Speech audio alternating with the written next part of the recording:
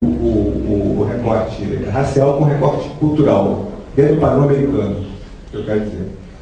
Né? Aí vem as políticas de afirmação. Isso é uma coisa complicada, por causa disso que o senhor falou. Como é que compatibiliza os critérios? Né? São critérios da ideia de você criar um projeto nacional, né? Com essas afirmações, são afirmações complicadas no sentido do particularismo. Né? Vou dar um exemplo. Vou dar um exemplo por aí. Quer dizer, eu nunca me pronunciei contra a cota, nem nada. Tal. A minha preocupação é concreta nesse sentido. Eu presenciei a experiência de implantação de cotas na UERJ. Eu estava fazendo mestrado lá. A cota na UERJ começou social. Ela não começou racial. Né? Era uma cota para pessoal que veio de escola pública. Né? 90% dos cotistas eram negros no sentido, né, a prova do porteiro, como você falou. Né? Seriam negros nesse sentido. Me pareceu, isso é uma afirmação puramente pessoal, mas pessoal, empírica. Você está vendo, você não conhece o problema, você conhece as manifestações do problema. Aquilo existia um grau de legitimidade para eles, os negros estavam se formando naquele sistema, né, que depois ficou complicado. Eu peguei também o início da cota racial e começou uma discussão, não deles, né, começou a racializar as relações. Né? Não aconteceu nenhuma. Eu temia que isso gerasse alguma coisa mais complicada. Não gerou.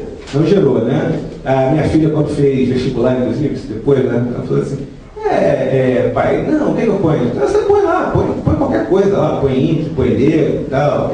Não, pai, eu vou tirar.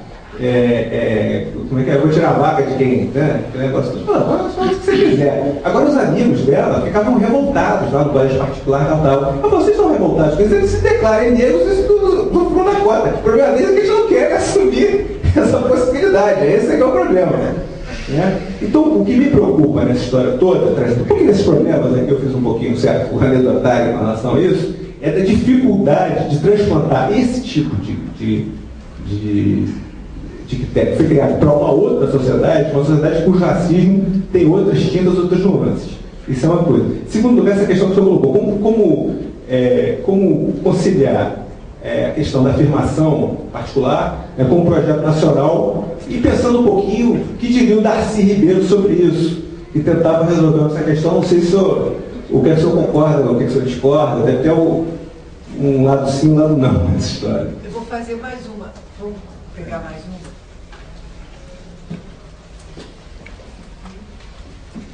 Depois é você, depois eu. Tem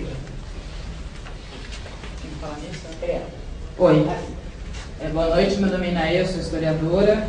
E eu queria fazer uma pergunta. Na verdade, eu queria que o senhor falasse um pouco, porque a gente fala muito, né, dessa coisa da importação do modelo norte-americano em questão política afirmativa, mas a gente desconhece muito da história do nosso Estado Nacional. Então, o Estado Nacional brasileiro ele se forja defendendo a escravidão e projeta a escravidão para o futuro. Essa é uma frase do Alencastro, né, que é um excelente historiador. E ele se funda nisso, ele se funda como Estado Nacional Escravista e, depois da República, ele se ressignifica como Estado claramente, ou enfim, claramente mesmo, tentando ser o mais claro possível. Então, a ideia de que a cota traz essa racialização, ao meu ver, é uma ideia que é um engano. Porque a racialização, as relações pautadas pelas questões raciais, elas estão no cotidiano, estão na vida das pessoas, isso só explode. Claro, quando você coloca numa competição, isso explode. É isso que acontece. Agora, eu, do outro lado, posso te enumerar várias situações em que eu fui, enfim, eu estava do outro lado, vivendo esse processo de racialização. Né? Então, a minha pergunta, na verdade, é até que ponto, assim, como é possível, se é que é possível, eu acho que não, na verdade, mas queria ouvir o senhor, ter um Estado democrático sem, de fato, mexer com a questão racial? Essa é a minha pergunta. Até que ponto, né, na verdade, ao meu ver, o jogo tem que ser invertido. Primeiro você trabalha a questão racial, senão Eu acho que não tem democracia possível, mas eu queria muito ouvir o senhor. Professor. Não, depois, não, professor. Pode assumir o microfone. Eu acho, quando nós falamos em democracia, depois eu levanto a questão da racialização, nós pensamos muito na representação, a democracia como representação. Quer dizer, as relações sociais representadas como igualitárias.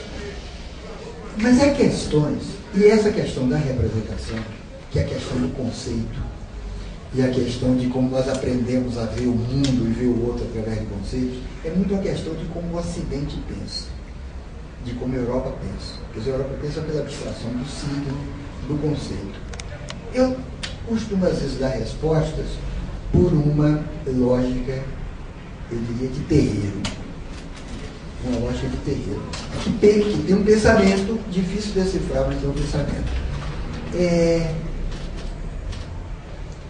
Uma certa vez eu estava dando uma palestra na Universidade da Unicinos e surgiu essa questão de raça, de cor.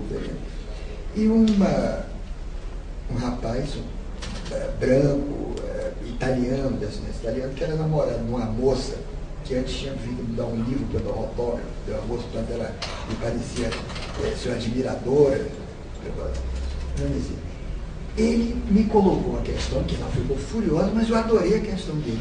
Ele pensou de uma franqueza, realmente tem uma legitimidade, e ele disse assim, de uma região ali no Rio Grande do Sul, onde só tinha italianos, uma comunidade, só italianos, só gente branca. De repente começou a vir alguns negros morar perto. Ele me então colocou com toda a candura do mundo assim, ele disse, eu não conheço eles são diferentes. Por que eu tenho que aceitar? Ele perguntou, não foi agressivo, ele queria saber realmente. Aí a moça ficou furiosa, eu vi com ele. Essa questão me chamou muita atenção pela não vontade dele. Ele queria saber, ele não se sentia realmente à vontade. Entendeu? Que todo mundo que ele tinha visto até então, ele nunca tinha viajado, era branco. O pai é realmente negro ali, ele achou isso tudo muito diferente e não se sentia à vontade. Ele me disse. E ela tentou ficou vermelha, eu disse, não, isso é uma grande questão, uma boa questão. Eu posso responder de uma maneira como você responderia no terreiro. Que é contar uma história. Eu disse, ó, eu li em um lugar aqui no Canadá, eu conheço, já fui várias vezes no Canadá, tem um negócio do alce, que é o seguinte, quando a vegetação é de gramíneas, no chão, o aço comia gramínea, e tinha muita onça, ele desenvolveu chifres grandes. Os chifres eram a defesa desse alce. Então ele podia combater inimigos e ele comia gramínea. Mudou depois da vegetação, mudou também, já não tem mais tanta onça, tem muito cipó. O que é que acontece? Esses ossos às vezes ficam emaranhados nos cipós e morrem de fome ali quando não conseguem se libertar por causa do chifre. O cipó fica no chifre. Ou seja, mudou a vegetação e o alce não conseguiu mudar. Eu disse, está mudando a vegetação, mudou a paisagem ecológica aí, você está mudando. Aí ele disse, o senhor quer dizer que eu sou o quê? Que eu sou um viado alce? Você é esse alce. Ele não se ofendeu, eu disse, você é esse alce. Você tem que mudar. Por quê? Porque, independente da representação, independente do conceito, tem um fato maior, que é a proximidade espacial. E isso é um conceito importante do terreiro. Não é a questão da verdade, é a questão da força de aproximação, que é isso como o baiano chama de axé, do poder realizar a proximidade. Então, o racismo, ele é virulento, ele aparece mesmo na Europa. Por exemplo, não tinha racismo na Alemanha.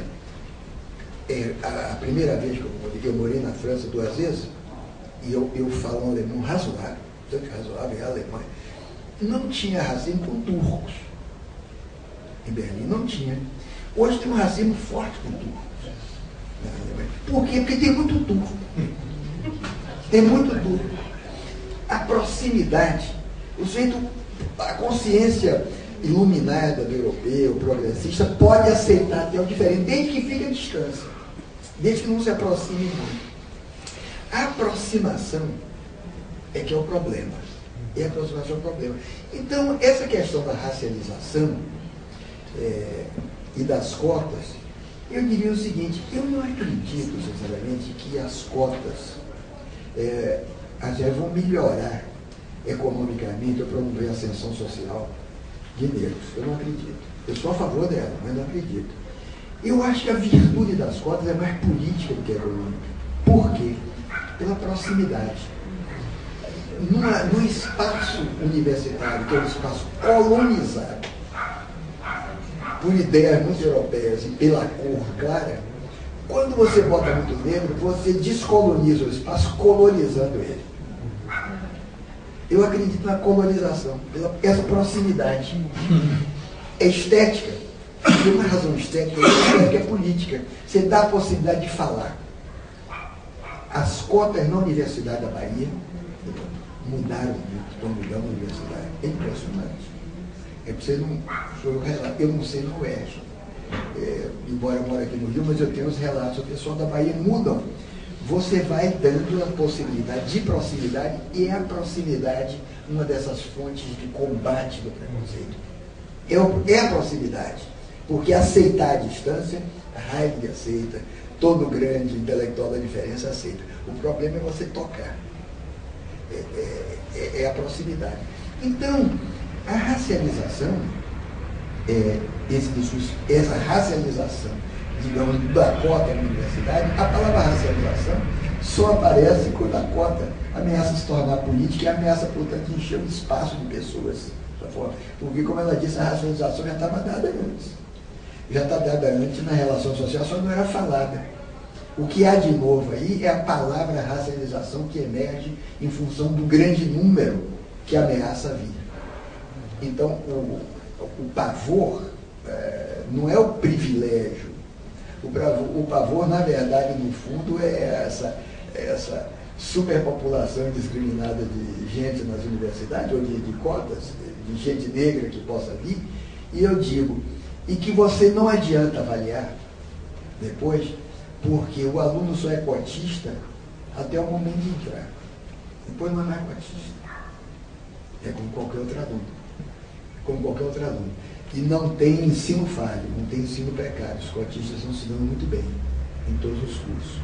Então, eu acho que esse benefício, essa cotização das quais se levantou o Globo, alguns setores da universidade, é extremamente oportuno, do seu político, e eu espero que ele possa acabar em determinado momento. Eu não acho que seja uma coisa que deva ser permanente. Não é? Mas acho que ele deve ter uma força de injeção, de colonização nos espaços até então claros demais. Portanto, se pode dizer aqui que é argumento superficial. Não é superficial, é um argumento estético. Que a estética, nesse sentido que eu falo, é da ordem da política. É de ocupar lugares. Ocupar fisicamente os lugares. Quem entendeu sempre foi isso não foi a esquerda. Quem entendeu isso foram as classes subalternas. E o senhor dizia, esse é um mega alienado, digamos, um Quinca Laranjeira, que não podia, digamos, entrar ou pisar em casa de branco, pela porta da frente. Mas se ele botasse o violão e se tornasse professor de violão, um grande professor de violão desse do século no Rio de Janeiro, ele entrasse pela porta da frente, você dizia o seguinte, ele era alienado, ele não que devia entrar, ele devia derrubar a casa, ele devia incendiar, ele devia sim, mas não foi assim que os negros sobreviveram aqui no Brasil. Sobreviveram com negociando. Quando as revoltas se tornaram impossíveis, depois da revolta Sumaré na Bahia, em 35, quando eles foram dizimados, e viu que o Estado Nacional já não podia ser derrotado pela força das armas, foi a negociação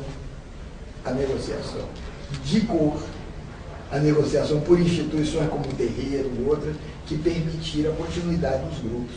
Então, há um momento em que a negociação é necessária, e que o que parece, digamos, a esquerda radical, alienação, entrar pela porta da frente, é uma tática negociadora, uma tática negociativa ali onde a guerra não é possível, né? Porque ninguém está apontando a arma.